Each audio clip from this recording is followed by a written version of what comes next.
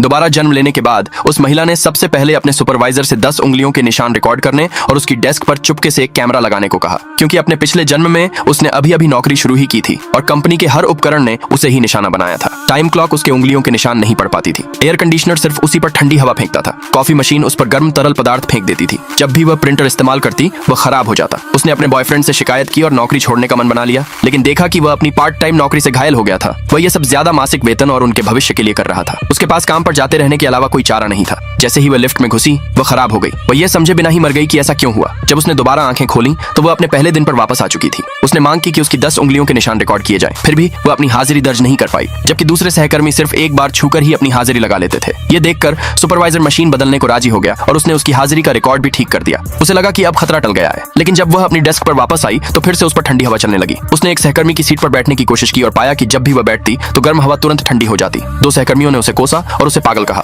उस महिला को अचानक एहसास हुआ कि इस पूरे सिस्टम को सिर्फ ऑफिस एडमिनिस्ट्रेटर ही कंट्रोल कर सकती है, और उसने एक बार एडमिनिस्ट्रेटर के महंगे कपड़ों पर दलिया गिरा दिया था। उसने चुपके से एडमिनिस्ट्रेटर के वर्क स्टेशन की जांच की और पाया कि सचमुच उसके उंगलियों के निशान रिकॉर्ड किए गए थे। तभी अचानक एक सहकर्मी वहां आ गया और उससे पूछताछ करने लगा। उसने यह दिखाने का नाटक किया कि वह तो बस यूं ही आसपास देख रही थी ताकि वह वहां से निकल सके, लेकिन अगले ही दिन यह अफवाह फैल गई कि उसने कुछ चुराया है। कुछ पुरुष सहकर्मी भी उसके खिलाफ हो गए और उसे एक कमरे में बंद कर दिया। महिला ने उनसे सबूत दिखाने की मांग की। एडमिनिस्ट्रेटर बीच बचाव करने के लिए आगे आई और उससे कहा कि वह जाकर कुछ कॉपियां बना लाए। इसलिए महिला ने अपनी चौकसी कम कर दी और इसके बजाय अपनी डेस्क पर निगरानी के लिए एक डिवाइस लगा दिया। ये जानते हुए कि ऑफिस के आम उपकरण खराब हो जाएंगे, वह एडमिनिस्ट्रेटर से उसका प्रिंटर उधार लेने चली गई, लेकिन वह मशीन फिर भी खराब हो गई। एडमिनिस्ट्रेटर को इस बात से राहत मिली कि इसका खर्च कंपनी के खाते में डाला जा सकता है और एक नए प्रिंटर की मांग की जा सकती है। उस महिला को यह बात समझ आ गई कि जब तक कोई चीज कंपनी की है तब तक वह उसे इस्तेमाल नहीं कर सकती। जब उसके सहकर्मी चले गए तो उसने फुटेज निकालकर देखा और पाया कि जो 2 लोग उसे निशाना बना रहे थे वे मशीनों के पास कभी गए ही नहीं। इसका मतलब था कि इस सब के पीछे वे लोग नहीं थे। जब उसका काम खत्म हुआ तो उसने नीचे की मंजिल पर मौजूद एक प्रिंट शॉप में जाने का सोचा, लेकिन उसे पता चला कि कंपनी का दरवाजा खराब हो गया है। जैसे ही उसने मदद के लिए अपने बॉयफ्रेंड को कॉल करने की कोशिश की, अचानक आग बुझाने वाले स्प्रिंकलर चालू हो गए।